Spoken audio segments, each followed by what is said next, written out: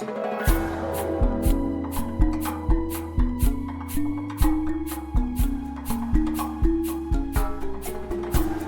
to BACKFENCE Unhinged, a conversational charcuterie board to leisurely enjoy along with the middle of your day, afternoon, or night.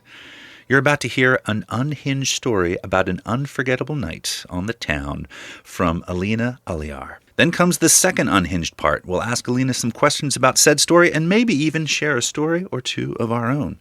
Who are we?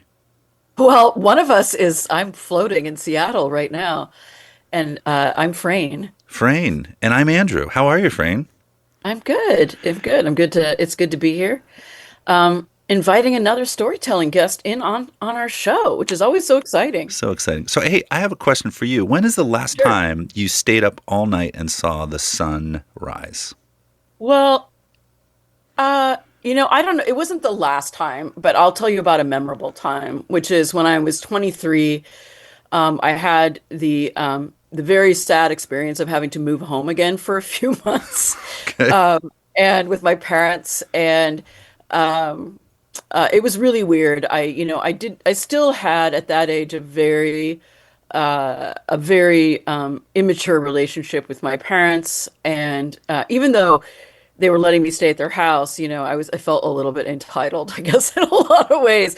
And one night I was coming home, and I'd done an improv show, and we'd gone out for like that weird late night breakfast that you do when you're 23 and you have a whole bunch of hash browns and eggs Oh, because yeah. you've been eating a lot. You need some grease to absorb it all. And so I was arriving back home to my parents' house at about 5 a.m., something like that, 5 or 5:30 a.m. And just as I was about to put the key in the door swings open, and there stands both of my parents. Both.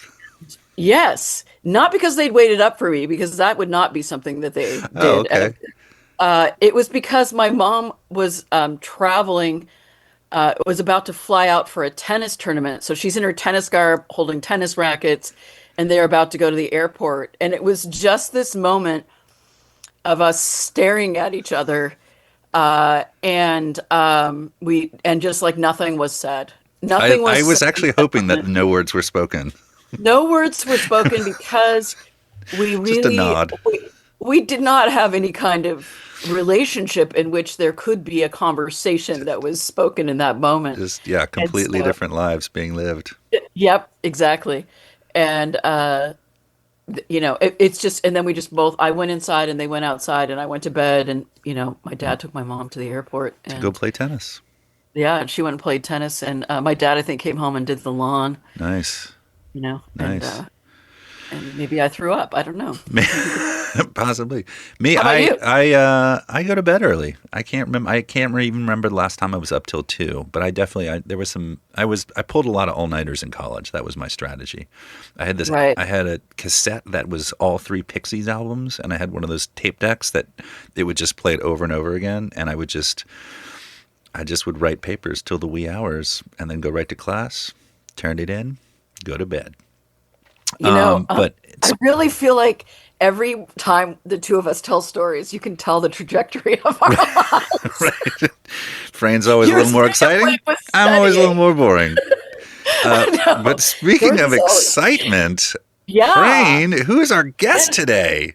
let me introduce you to Alina Aliyar. She's a realtor, storyteller, and proud parent of 2 adult-sized teenagers. She is also a recipient of the 1987 Shakey's Pizza Reading Award. We need to hear more about that, Alina, and welcome. Welcome. Thank you so much. Oh my God. I Oh remember my God. Shakey's intimately. It was like the baller pizza Yeah, place. yeah. Yeah, sure. How did you, what? It was the, Okay, what how? I don't actually remember any of it. I found a certificate in a box of memorabilia that was, passed on to me by my parents of like deal with this stuff. And I saw it. And I was like, this should be framed, but I don't remember. Did you frame it? No, I haven't yet. You should really. I know. That should be like on the list for this week. I know. It feels like a little bit, it would be intimidating to other people when they saw it. I mean, that's like a front hallway piece. Obviously, yeah. It is. I think it also needs to be blown up and be very large. Yeah, it's not even a full sheet of paper size. It's like a quarter of a sheet of paper. Oh, like 30 by 40, yeah. I'm feeling. Yeah. Yeah, they were, they're probably kind of cut in some corners in 1987 at Shakey's Pizza. Yeah. You know, Yeah. Well, introduction of dominoes and everything else. yeah, and Reagan did a number on the economy Everything. in general, Yeah. Yeah.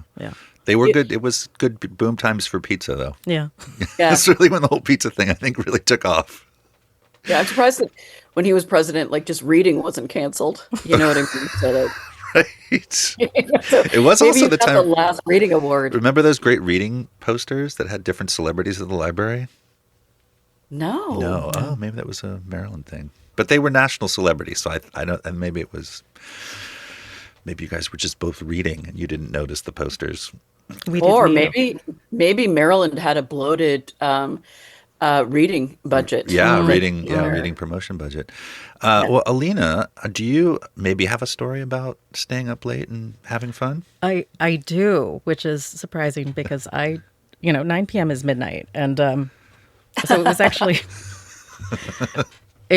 so it's the story starts at 9 p.m., which was midnight, but in Your bedtime. in Jaipur in India. So this is March 2025. My stepsister is getting married, and my sister and I traveled and made like a 2-week trip where we're like trying to see a bunch of places, and we're traveling. It's 9 p.m. in Jaipur. It's the first day we get there. We had already been through a lot. We had early morning flight with my cousin and his wife, my cousin-in-law, which and I don't even know that's a thing. A cousin-in-law. It is. This is, we all have different definitions of family. So my cousin and my cousin-in-law, we're sitting down and we had dinner, and like that whole day was a lot. We had traveled that morning, and so we're, gross, and like there's like layers of sweat and DEET and like city on us. We had gone and toured things, and it's 9 p.m. and we're supposed to meet with my cousin-in-law's cousin. Oh, yeah. Okay. It just keeps Okay. going. Family's big. We're bowing the branch of the family tree right Yeah, now. exactly. So we're supposed to meet up with them, and we're like, none of us are talking to each other because we don't have words anymore. We're just sitting there trying not to fall asleep. And my cousin-in-law looks up and says, "Do you guys know who Panjabi MC is?" And we all say yes. Do you guys know who Panjabi MC is? No. Okay, like 20 years ago, he had this song, Mundian Tobake, which he mixed with Jay-Z. And like, since then, you could basically hear that song anytime there's an Indian wedding on any television show for the past 20 years. It's the song. That's the song that plays. So we're all like, yes. It's like, well, my cousin just invited us. He's spinning 600 meters away. Amazing. Yeah, which I don't know. Do you know how far a meter is? I'm going to say you can walk. Yeah, exactly. We could walk over. So we go there. And remember, we're all really gross. We've been like wearing our travel clothes. We're like dressed like tourists with fanny packs, not like, let's go to an outdoor club and see, But Do we you go. have visors on? My sister might have had a visor. Oh, God. Probably. Oh, She's no. really into her skincare routine and sun protection. So yeah, there's a high chance. There's a high chance there was a visor. But we go over there, and of course we're like 30 years older than everyone else there, right? Everyone's young, and Jaipur's like is very fancy. It's like people are dressed nicely and whatever, and then you have these like 4 grubby tourists, these 4 old grubby tourists come in. Wearing uncool trainers, perhaps? Exactly. Definitely there were some Hokas being worn, Our sponsor, by the way. Thank you. No. Soon to be. I wish. And we go and but we're very excited because none of us care, and we're all out past our bedtime at this point. And we start dancing, and my sister and I are like, we're taking like 500 pictures of the DJ, and then we start making fun of this old man who's like in the corner dancing, right? And then my cousin-in-law is like, you know what, I'm gonna go say hi to Panjabi MC, because so she grew up in Bahrain, And 20 some years ago, her brother had the job of picking him up from the airport and showing him around. And he basically, got him some substances and they had a good time. And so right. she's like, I want to see if he remembers him. So she goes and introduces herself, not to the person who's DJing, but the old man my sister and I were making fun of, because of course, that's actually Panjabi MC. Who you've been making fun of. Oh, yeah. Oh my God. Yeah. We're Also, it's a little bit of the pot calling the kettle black, right? Because you're there in Hokas and you're making fun of someone else. I never said I was a good person. I've never claimed that. I've never claimed to be the bigger person ever. So we go and we're like, oh, that's who it is. So we go introduce ourselves. At this point, Panjabi MC, because it's loud and all that, has misinterpreted my cousin-in-law's story and now remembers she was the one who took him around. So he's got his arm around her. She's like, this is my sister. Oh my God. This is my best friend. Oh my God. Oh no. And introducing her and all of us to his whole entourage, because there's all these English and Australian DJs that are there. So we're in the celebrity pool. Amazing. Yeah, which is pretty exciting. And there's one guy who's probably 30 and it's taken quite the liking to my sister. Yeah, he was English and he had this very nipple forward thin t-shirt on that said boss man on it. So he was very memorable. Almost Braille, perhaps. Yes, exactly. It was great. So we're all there and, my cousin is there and her husband, which I guess that's a cousin-in-law twice removed. Wow. The branch is nearly breaking on that. We're basically, it's just shrubbery at this point. It's just a collection of shrubbery. But we've got, Panjabi MC is like, well, we have to go, but you should come with us to this party in the desert. And it's already several hours past our bedtime and we all kind of look at each other and, we should be old enough to know better, but we're like, no, yes, we're of course, we're all going to go. And the cousin-in-law's cousin is going to drive us all, but so we're going to head over there. It's but first we need to go get some drinks. And, culturally you bring gifts to people's houses when you go to that. So I'm thinking is that what we have to go bring something to be nice guests for this event? So we go to the... Because decorum should never be left behind, even when you're about to party all night. Exactly. We're not uncivilized. So we go to my cousin-in-law's cousin, whatever. We go to their apartment and he takes this nice bottle of scotch and a bunch of glasses, glass glasses and ice and packs them. And we get into the car. And now... What a nice gift. It is. It's a lovely gift. You'd think the ice would melt, but whatever.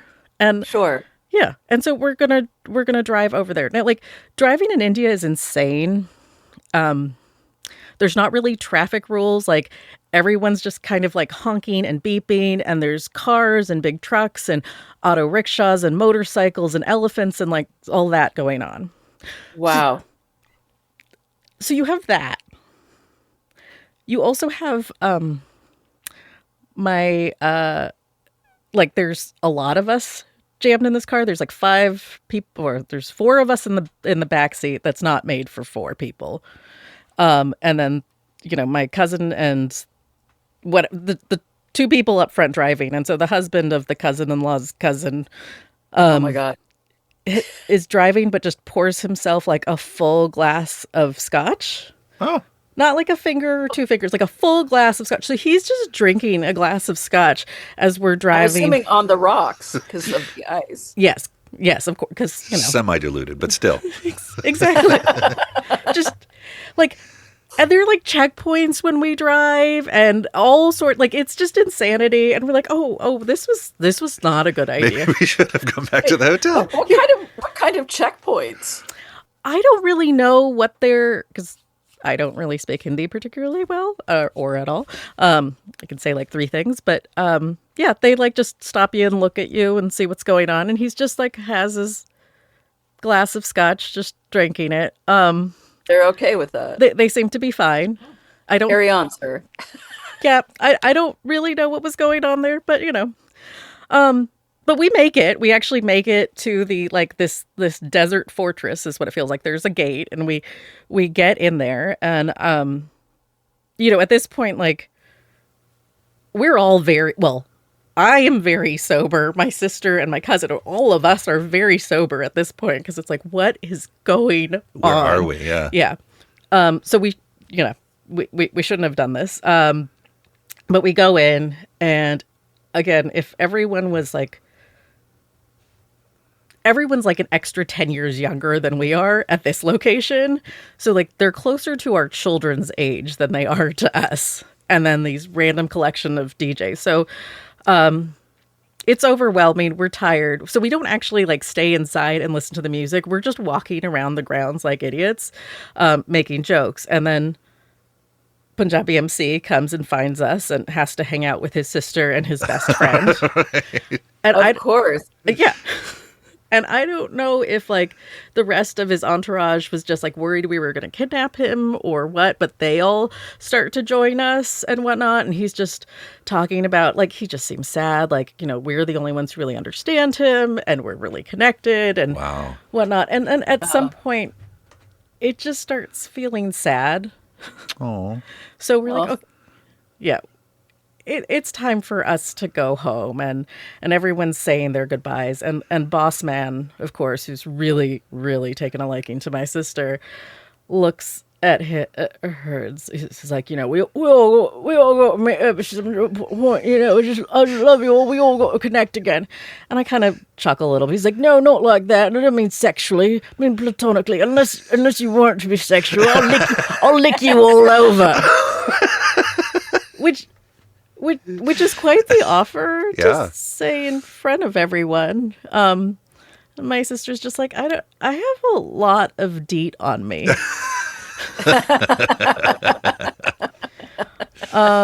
Yeah. So that was our night, and we made it, and that was it, and I don't need to ever do that again. Was there something poetic in that sad moment where you were walking around with him and you were like the only ones that understand him? Is there any reflection back on you all making fun of him? That like, oh, now we're now joined him in like this moment, or no? I mean, I think we're all supposed to go to bed at 9 is really what I've learned. I'm like, because otherwise we get sad and cranky, right? Right. Yeah. But also you would have missed out on all this craziness, right? And your sister got hit on by this British guy when she was packed with DEET. Like all these things happen. Yeah, did it need to though? Did it? I don't know. I mean, from my perspective, it does because I enjoyed this story very much. I want these kinds of uncomfortable evenings where it is just this funny thing when you age out of anywhere. It's like that moment when I remember the first time I went to a doctor and I was older than the doctor, and I was like 32 or something. Mm-hmm. And then you're like, oh my God, I'm older than my doctor. Yeah. And these moments are so weird throughout your life. It's a weird feeling, and yet the upside is you're like, oh, I'll probably outlive my doctor. That's a good thing. I won't have to find a new one in 10 years. There's almost this. Did you get this sense that maybe the DJ was almost like he had built this world for himself, and even though it's like aged out, it's all he knew? Was that part of some of the I mean, I think there's some of that. There's a lot of that. Yeah. And he's sort of stuck in time I haven't really followed his work, but I don't know if any song has been as big as that one. To have that, that moment 25 years ago. Yeah. That's maybe not coming again. Yeah. Was he really a bad dancer, or was it just the... No, we're just jerks. We're just jerks. Oh, that's amazing. Yeah. No. I was lucky enough to travel around the world to all the offices of Wieden Kennedy when I worked there, and they had an office in Delhi, and so of course we wanted to see the Taj Mahal, and so we took the 4-hour drive, and I remember like just the 18 modes of transportation and, like BMWs overtaking, like these old trucks. And it was really, 4 hours each way. And I remember when we got back to the hotel, they were like, oh, you should have just taken the train. it's like an hour. But similarly, I'm just like, I'm so glad we drove because it was just so fascinating just to watch for hours, just, the madness. Did you feel like in those 4 hours you could understand the methodology of the honking? Yeah, it was because these BMWs were going 70. And then there were horse, people on like horse, there was it was just, but yeah, it felt so scary at first, and then you were just like, oh, everyone knows what they're doing. There is a logic to this, or an illogic that everyone understands, and it ended up being really, really fun. God, I think about that drive a lot. Yeah. Yeah. Yeah, you will. Yeah. And there was all these little stores they all had these like huge rusted Coke signs. Mm-hmm. It was really. Yeah. My cousin kept saying, like, if you guys want to drive while we're here, you should. And I was like, no. Like, I have enough anxiety driving, like, driving here and managing bike lanes, Oh my God. Yeah. Or I live over in Southeast where like, they're just like, it's the constant. You have to make room for everyone. And actually, I think Southeast Portland is, and probably Northeast and different, is like one of the hardest places to drive. Well, it's all those narrow roads are like. There's just not room for two cars. No. Yeah. No. Yeah. Is that the last time you've really gone out and partied hard? Yeah. Yeah. Well, yeah, the wedding was a lot of partying hard as well. Yeah. How was the wedding? The wedding was insane. There was like, my liver is still trying to recover from that.